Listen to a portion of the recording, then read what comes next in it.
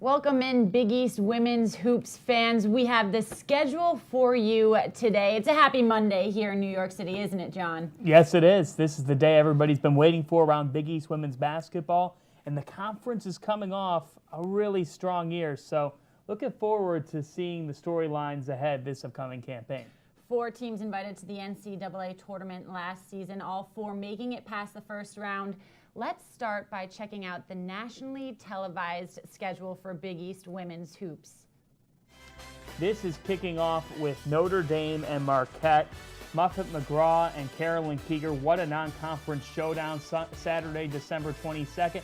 And then going along throughout this conference slate, I'm intrigued by Georgetown at Marquette. That's Friday night, February 8th. Should be a really intriguing matchup.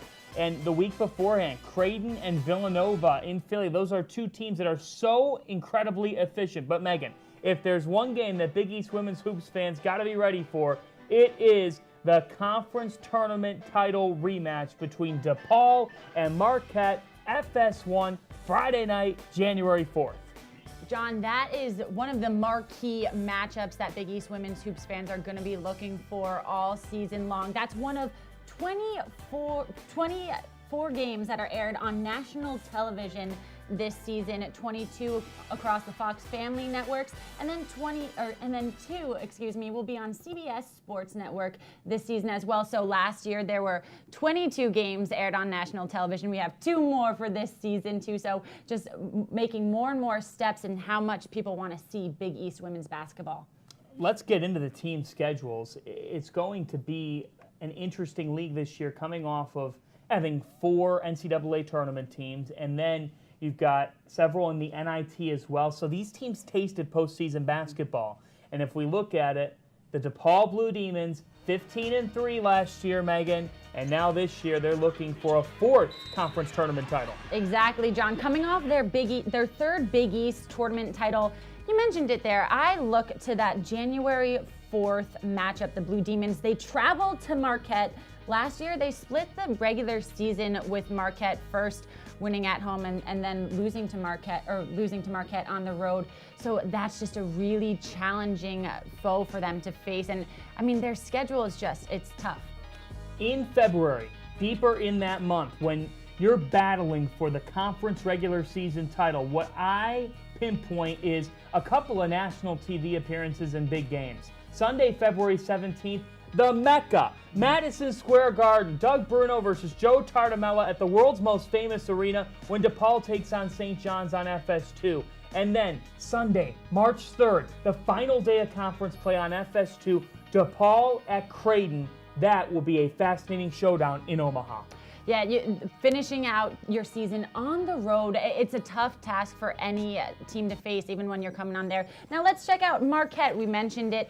They finished 2nd in the Big East tournament last year. They split the regular season title with DePaul, 15-3 on the season. This is one of the best backcourts in America. Between Alizea Blockton, Natisha Heidemann, Amani Wilborn, all the cards are aligning for Marquette to be a preseason top 25 team and to put together one of the best seasons in program history. And we mentioned it before they start their conference play, they're facing the reigning national champions in Notre Dame. And you're coming off a challenging non-con schedule, and then you go right into conference play. You're facing Providence, and you can't really start it in any better way. You can't, and it'll be an intriguing couple of games for them. Home to Creighton, then home to DePaul. The Al McGuire Center is one of the best atmospheres, not only in the Big East, but when it gets filled up and rocking in all of women's college basketball. I really pinpoint on Friday, January 4th and Friday, January 11th. How did the Golden Eagles handle that swing against DePaul and then at Nova? Those 2 teams play completely different styles, and the Villanova Wildcats have plans to do huge things this year. Yep, John, Villanova coming off their first trip to the NCAA tournament since 2013. They'll have 3 nationally televised games this season, John. This team epitomized what it means to put together a great non-conference resume. A win over Duke that really catapulted them into the national rankings. What I look at with the Wildcats is I think that this is a manageable start for them, and they get to face Marquette and DePaul at home first. And they don't have to face DePaul and Marquette on the road too deep into conference play. I mean, those road games will happen in earlier February, but I think that the Wildcats, they can start and finish strong, and in the middle, you get manageable results there. The Wildcats can absolutely return to the NCAA tournament this upcoming year. And especially with those teams, you're looking for that home court advantage to really help you in any way possible. You get to home court as fast as you can. I'm intrigued to see how they finish up January at Seton Hall, at St. John's. Never an easy swing. Now let's take a look at Creighton. John, they finished 11-7 last year, and I'm really looking at the beginning of Creighton's schedule this season. They start off with 2 tough tests right from the start, facing DePaul and Marquette on the road. Jim Flannery will definitely have a challenge with this group right from the get-go, but they've got veterans. They've got Audrey Faber. They've got Jalen Agnew, who's a very skilled player. On top of that, Olivia Alger. This team's got the returnees to return to the NCAA tournament, but it's not going to be easy. That stretch at the start of conference play, those 6 games, that is daunting. That is quite the march that if you can get through that at 500 even, that's a positive thing, because then I think in the middle of league play, they can get going, start to form momentum, and put together a strong slate. But there's no question about it. Creighton's first 6 games are going to be a steep test. You mentioned it right there, John. I look at Villanova, their first home game as well. They split the regular season with the Wildcats last year, so start with home against them, and then a little bit further into the season, they'll head out to Philadelphia for that game. How about St. John's, John? They finished 9-9 last season. The guard play is infectious. Akina Weller, Tiana England, Kadasha Hoppy, Alicia Cavey. The list goes on and on for Joe Tartamella's team. He's got rising guards that I love in England and Hoppy, and for the Johnnies, it starts out with the Metro Showdown at Seton Hall. And the 2 games I'm really looking at here also, John, are when they face Xavier and Butler on the road. Let's remember, they were faced with this task last season. They faced both teams back-to-back on the road, and they came away successfully in both matchups. It's a really good point. This is a Johnny's team that is always hard-nosed on the defensive end of the floor. They're going to make life uncomfortable for your offense. And then for the Red Storm offensively, I look for them to come into their own. I think that the 2 freshman guards from last year, England and Hoppy, showed me a lot that would say that they can take the next step for this upcoming year. So St. John's, they're always a tough defensive team. Now it's about getting balanced scoring, and if they do that, the Johnnies can finish over 500 in conference play this upcoming season. Taking a look at the Georgetown Hoyas, John, last season they went 9-9, and they went through a tough stretch to start off the calendar year. They lost 4 straight, Butler and Villanova at home, and then St. John's and Seton Hall on the road. And so this year you're looking to kind of start off that calendar year on a really high note. And for Georgetown, they're facing potentially a league dark horse this upcoming year. It looks like the pieces are aligning for Butler, so look out for that New Year's Eve showdown on the BEDM between the Hoyas and Dogs. But for Georgetown, starting out at home and then at Providence, the Hoyas could be 3-0 and then going to Creighton for a CBS Sports Network showdown on Sunday, January 6th. And that's a really interesting situation for Georgetown because Jimmy Howard put together quite the story last year. The Hoyas need a strong start because then Creighton, DePaul, Marquette, Villanova, in a sequence, that is as tough of a 4-game swing between different styles that you're going to see in this league. So for Georgetown, it's key that they get off to a hot start. Oh, 100%. And now let's take a look at Seton Hall, John. The Pirates finished 7-11 last year, and they had that stretch where they won 3 in a row. They beat Georgetown, St. John's at home, and then they went on the road to face Providence. That was that stretch, that mid-January stretch. For Tony Bozzella, it's Inya Butina who will lead the backcourt, and then Shadeen Samuels, who has really come into her own throughout her career. A dynamic forward that can run the floor well. But for Seton Hall, it's about transfers. And for the Pirates, that game against St. John's, if you're going to magnify a conference opener, it's Tartamella versus Bozzella. Those 2 teams are trying to make the next step. It is a true rivalry, and it will be fun to start conference play with that game. Then going to Butler and Xavier, Megan, the Pirates had the opportunity to get off to a strong start. Now they need to take it. And after you hope that they start off to a strong start, how important is it to finish the season, right? They have their last 3 games of the regular season all away. So how tough is that to then hopefully keep that momentum that you started off and finish it out? You want to see the entire season through. Absolutely. You have got to finish strong before you get to Wintrust Arena for the conference tournament. The Pirates will have a tough finish. They'll have to be ready for it. And here's a team that could take the next step behind Tori Schickel. The Butler Bulldogs, John, they finished 6-12 last year, and they're away to start the season. So you've got Villanova first up and then Georgetown before you can finally open up your home court with Seton Hall. It's funny because every time the Dogs and Wildcats meet, it's typically a game that's played pretty efficiently. You know that with Harry Peretta. And the teams play similar styles. It's an opportunity for Butler at Villanova and then at Georgetown to grind those out. But I think the Dogs are set up for more success this year. It's a pivotal year for them. And I'll tell you what, going into the games, in terms of these teams scouting each other, you've got to spend a lot of time on how are we going to stop Tori Schickel? She's that good of a post player. And John, I'm looking at the February slate right here versus Creighton, Providence, and then they take the trip out to Marquette to kind of start to end out February. And they're on the road against DePaul with their last game in February. So you're hoping to kind of keep that mid-season going strong as well. They need their defense to continually step up. I don't think there's a question that Butler's got the firepower to score as we turn to the Xavier Musketeers. And John, the Xavier Musketeers are going to go into Big East play coming off of a non-conference schedule with 9 home games, their second most in program history. So they're going to hope to continue that powerful non-conference schedule with now they look at Georgetown, they're on the road, Villanova before they come home and face St. John's on home court. This is a Musketeer squad that when I was talking to their coaching staff last year, they just felt like, hey, we're so young. And in this league, Megan, you got to get old. You got to get veterans that know what it's like to go through the conference grind. It's a Xavier team that took some squads down to the wire. Remember, they had DePaul beat. They played Creighton real close last year. Xavier was tight with teams. Now it's about getting over the hump. They'll start out on the road at Georgetown and Villanova. We're hosting St. John's and Seton Hall. So for the Musketeers, it'll be an interesting start between 4 teams that are all log-jammed in the middle of a wide-open league.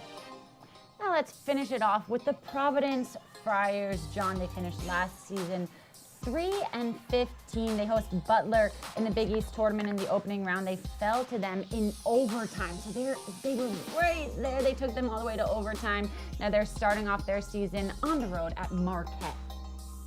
That is not an easy start for the Friars, but I'll say this.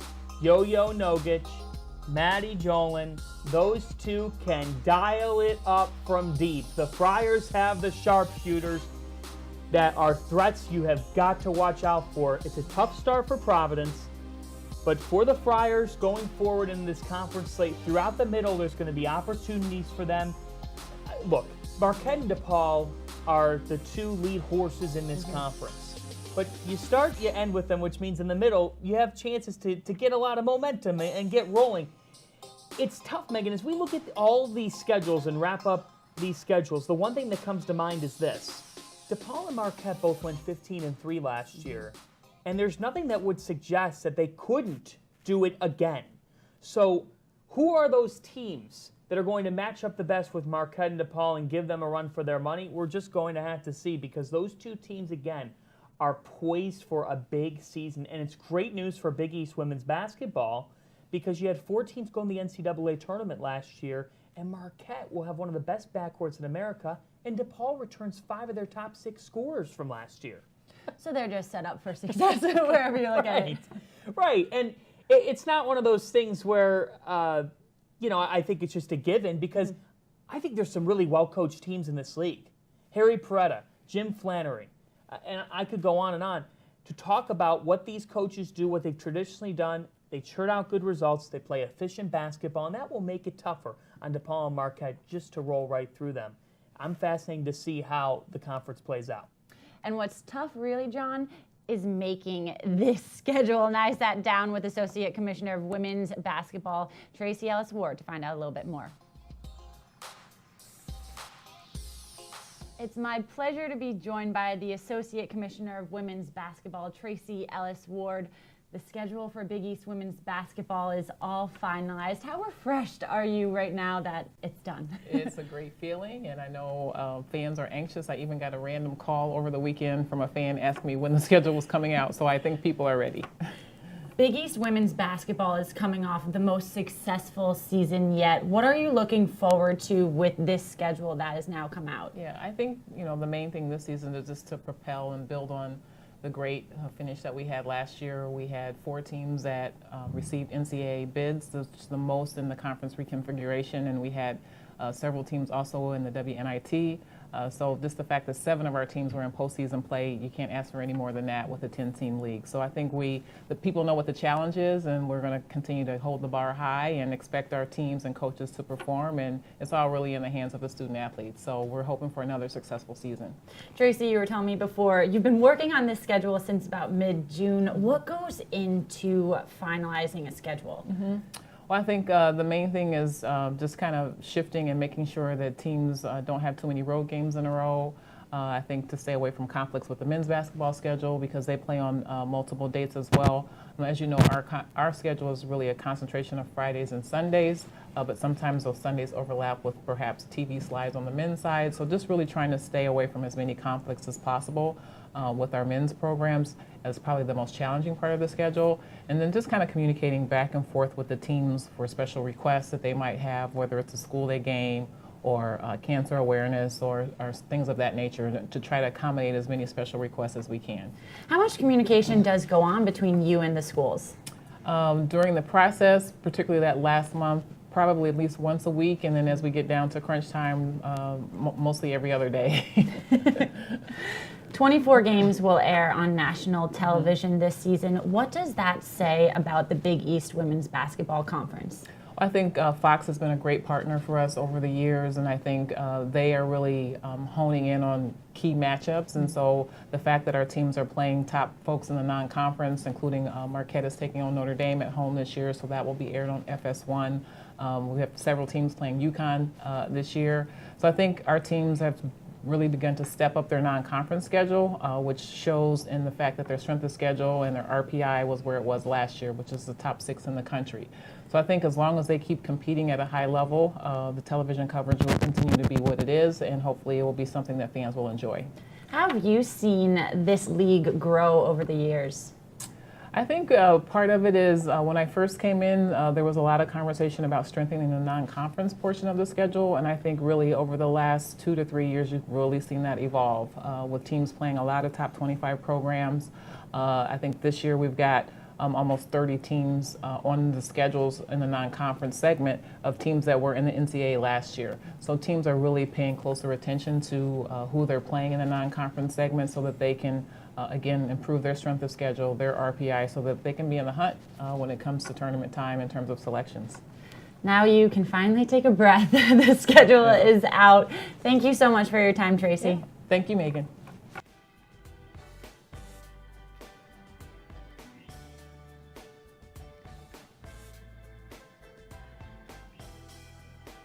Now, John, I think one of the things that stood out to me the most with what Tracy told me was that the RPI is in the top 6 for Big East women's basketball. What do you think that says about Big East women's basketball?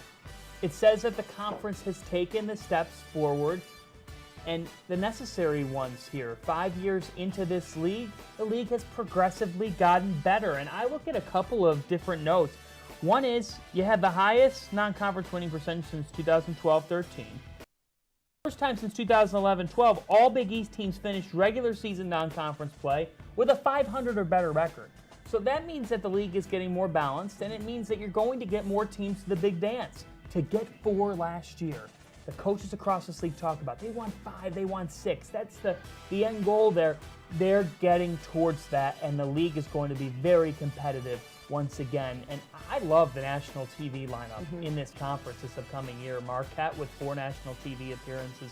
DePaul, you're going to see them on a bunch, and it's tough to fathom what Doug Bruno's done in this league. I mean, the Blue Demons have won a share of at least, of rather 5 consecutive regular season titles. Think about that. At least a share of 5 consecutive regular season titles for Doug Bruno's Blue Demons. That is so impressive. And you just have to think the recruiting, you're getting in more and more players, and it's just the growth with Doug Bruno's Blue Demons, the growth with all of the teams in this league is just getting better and better year after year. Marquette and DePaul right at the top, Megan. These two teams are going to be duking it out throughout the season, but then I look at the middle of this league and third, fourth, wide open. It's going to be a lot of fun to watch out for. At least that's what it is going into the season. You never know which dark horse could come up. Like Villanova last year in non-conference play, got a lot of eyeballs nationally, and then it carried all the way to the dance floor. And John, you mentioned the national TV schedule, and then all 74 regular season games that aren't going to be on national television, we'll have them here for you on the Big East Digital Network. Now let's take a look one more time at the national television broadcast schedule. Well, Friday, January 4th, DePaul and Marquette on FS1. That is going to be incredibly exciting to watch. I cannot wait for that matchup. And you've got Creighton and Villanova, two teams that danced last year. Sunday, February 3rd, 2 Eastern on FS1. I know the Boo Crew, Lisa Byington, LaChina Robinson will be gearing up for all of these. And we keep mentioning that 4 teams made it to the NCAA tournament last season, John, and they didn't just make it there. They had success in the tournament. All 4 teams did make it past their opening round in the tournament. So you have those, they're coming off successful last seasons. They've grown, they have new freshmen coming in with a lot of talent, and it's exciting to see how some of these games play out. And all 10 teams are guaranteed multiple national TV appearances. You're not just on once. That's right. That speaks volumes to the conference and the relationship with Fox Sports. Yep. Thank you, everyone, so much for tuning in. You now have the Big East men's basketball schedule, the Big East women's basketball schedule. Big East Hoops fans, you are all set. Thank you so much for joining us.